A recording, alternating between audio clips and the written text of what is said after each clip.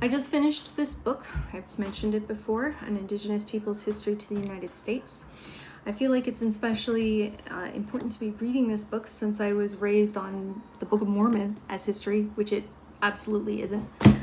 And like it was a hard book to read for someone who cares about human rights. It's also, I think, one of the most important books that I have ever read, and I would recommend it. I would recommend that everyone read it. I hope that my kids will read it as soon as they're old enough to handle it. And I'm going to be telling them kind of simplified versions of the history as they grow up. But reading this has me thinking about ancestry and legacy and our duty in between generations, because something that I've always resonated with when learning about Native cultures, whether that's in North America or South America or Polynesia, is that there's this deep awareness of the interconnectedness of the generations. And I found a home for that in LDS Mormonism too, that I did a lot of family history in LDS Mormonism and took a lot of names to the temple, and most of them were names that I had found.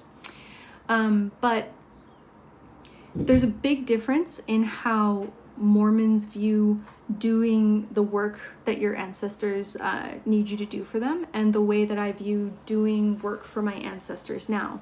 Because as a Mormon, I thought that going to sit in a very dimly lit room and listening to a sexist story about Adam and Eve and then giving Masonic handshakes would somehow save my ancestors.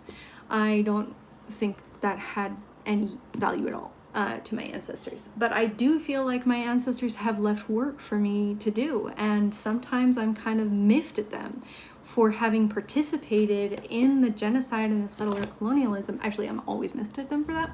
But like, I see that there were good parts of their character, and yet they left this legacy of cruelty and violence for me to deal with. And it has me thinking about how in the LDS tradition we like to talk about being a good descendant and like fulfilling your duty to your descendants by staying faithful to the church.